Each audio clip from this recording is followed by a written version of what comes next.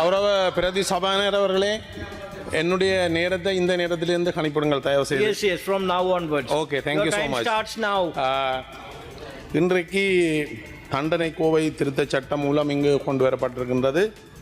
இந்த தண்டனை கோவை திருத்தச் சட்டம் மூலம் என்பது மிகவும் முக்கியமானது. அந்த சட்டத்தை இங்கு கொண்டு வந்ததற்கு என்னுடைய வரவேற்பையும் பாராட்டுகளையும் தெரிவித்துக் கொள்கிறேன்.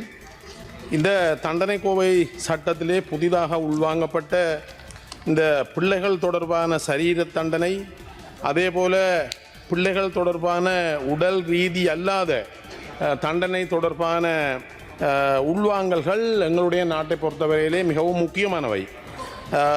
இந்த தண்டனை சட்ட திருத்தங்கள் கொண்டு வரப்படுவதன் நோக்கம் இந்த தண்டனைகளை நேரடியாக சமூகத்திலே பிரயோகிப்பது என்பதற்காக அல்ல.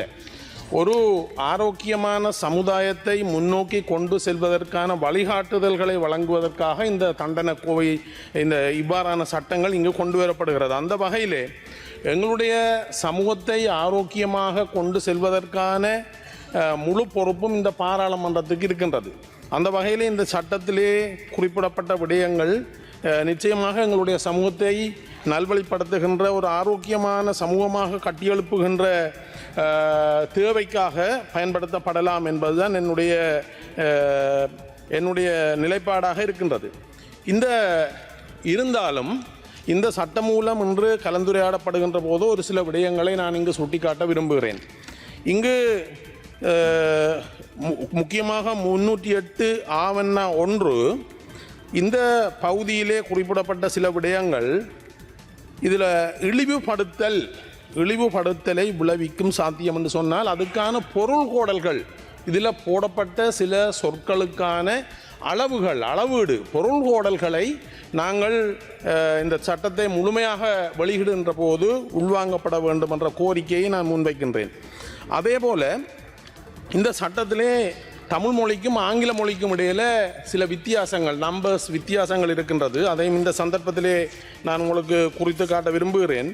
உதாரணமாக இந்த சட்டத்தினுடைய திருத்தத்தின் 316 ஆனா அதிலே சொல்லப்படுகின்றது தண்டனையாக 314 ஆனாவிலே தண்டனையாக சொல்லப்படுகின்றது 2 ஆண்டுகள் வரை நீடிக்கக்கூடிய காலப்பகுதி ஒன்றுக்கான இருவகையிலான அந்த சொல்லப்பட்டு இடையில இந்த சிறை தண்டனைக்கு மேலதிகமாக 5 லட்சம் ரூபாய் வரை நீடிக்கக்கூடிய குற்றப்பணத்தினால் என்று சொல்லப்படுகின்றது. ஆனால் ஆங்கில மொழியில் பார்த்தீங்கள் என்று சொன்னால் இங்கு 5 லட்சம் என்று சொல்லப்படுகின்றது. 314A it says 5,000 rupees. தமிழிலே 5 லட்சம் என்று சொல்லப்படுகின்றது, இங்கே 5,000 rupees என்று சொல்லப்படுகின்றது. அதை உங்களுடைய கவனத்துக்கு கொண்டு வருகிறேன். ஆகவே இந்த தண்டனை கோவை சட்டத்தினுடைய திருத்தம் எங்களுடைய சமூகத்தை முன்னோக்கி கொண்டு செல்வதற்கு தேவையானது என்ற விடயத்தை கூறிக்கொண்டு எங்களுடைய பிரதேசத்திலே இருக்கிற ஒரு சில முக்கியமான பிரச்சனைகள் சம்பந்தமாக இந்த சந்தர்ப்பத்திலே பேசலாம்னு நினைக்கின்றேன். இப்போது இந்த வருட பாதீட்டிலே எங்களுடைய பிரதேசங்களிலே குறிப்பாக உள்ளூராட்சி மன்றங்களுடைய பாதைகளை திருத்துவதற்கான நிதி ஒதுக்கப்பட்டிருக்கிறது. பாரிய பொருளாதார நெருக்கடிக்கு கீழே இருந்த இந்த அரசாங்கம் இப்போது மூச்சு விடுகின்ற அளவிலே வந்து இந்த எங்களுடைய மக்களுடைய அடிப்படை தேவைகளை நிறைவேற்றுகின்றதற்கான சில நிதி ஒதுக்கீடுகளை செய்திருக்கிறார்கள். அதற்கு என்னுடைய நன்றிகளையும் பாராட்டுகளையும் நான் இந்த அரசாங்கத்துக்கு தெரிவித்துக் கொள்கிறேன். இருந்தாலும் இந்த உள்ளூராட்சி மன்றங்களுடைய வீதிகள் தொடர்பாக அவர்களுடைய கட்டுப்பாட்டில் இருக்கின்ற சட்ட ரீதியாக இருக்கின்ற வீதிகளுக்குரிய நிதி ஒதுக்கீடு அந்த உள்ளூராட்சி மன்றங்களுக்கு ஒதுக்கப்படாமல் அரசாங்க அதிபரின் ஊடாக அந்த நிதி ஒதுக்கீடு செய்யப்பட்டிருக்கிறது. அந்த ஒதுக்கப்பட்ட நிதிக்கான வீதிகளினுடைய தெரிவு சம்பந்தப்பட்ட உள்ளூராட்சி மன்றங்களுக்கு தெரியாமல், இப்போது உங்களுக்கு தெரியும் உள்ளூராட்சி மன்றங்கள் இப்போது மக்கள் பிரதிநிதிகளால் கையாளப்படுகின்ற உள்ளூராட்சி மன்றங்கள்லாம் இந்த நாட்டில் இருக்கின்றது. அப்படியொரு மக்களால் பிரதிநிதிகளால் தெரிவு செய்யப்பட்டு இயங்குகின்ற உள்ளூராட்சி மன்றங்களுடைய எந்த ஒரு கருத்தையும் பெற்றுக்கொள்ளாமல் அந்த உள்ளூராட்சி மன்றங்களின் ரோட்டுகளை திருத்துவதற்கான பட்டியல் வேறு எங்கேயோ தயாரிக்கப்பட்டு அந்த உள்ளூராட்சி மன்றங்களுக்கு அனுப்பப்பட்டிருக்கிறது.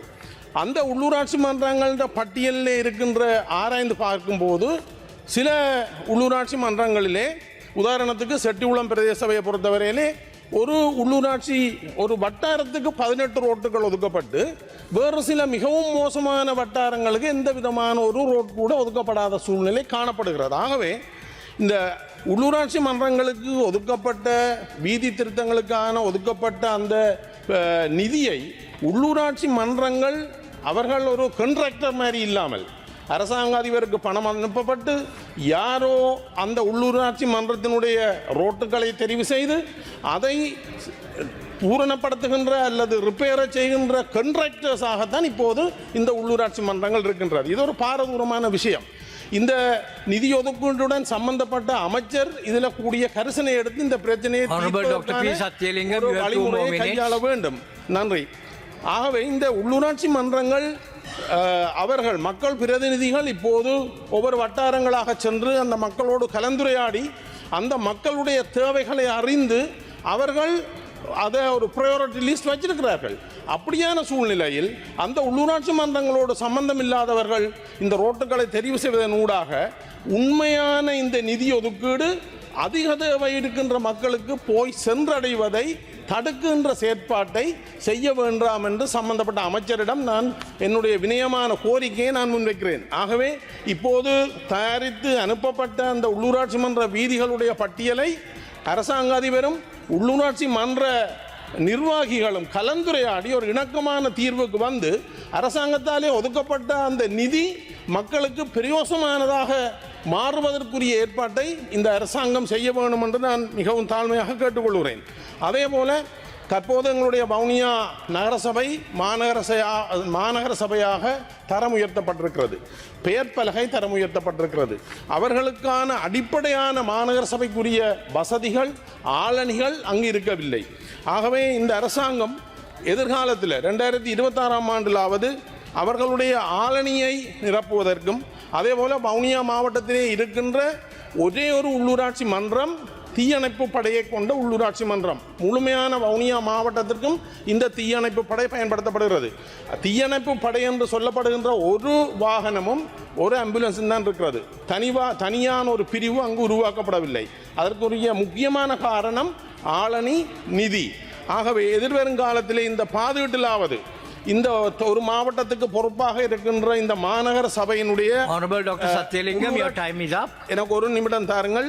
இந்த உள்ளூராட்சி மன்றத்தினுடைய ஆளணியை திருத்தம் செய்து அந்த உள்ளூராட்சி மன்றங்கள் தங்களுடைய கடமையை மக்களுக்கான சேவையை திறம்பட செய்வதற்கு ஆவண செய்ய வேண்டும் என்று கேட்டுக்கொண்டு இந்த மீண்டும் ஒரு தடவை இந்த வீதிகளை திருத்தம் செய்வதற்குரிய கலந்துரையாடலை உடனடியாக அரசாங்க அதிபரும் சம்பந்தப்பட்ட உள்ளூராட்சி நிறுவனங்களும் கலந்துரையாடி இந்த அரசாங்கத்தாலே ஒதுக்கப்பட்ட அந்த நிதி மக்களுக்கு சென்றடையக்கூடியதாக நடவடிக்கை எடுக்க வேண்டும் என்று சம்பந்தப்பட்ட துறைசார் அமைச்சரை கேட்டு விடைபெறுகிறேன். நன்றி.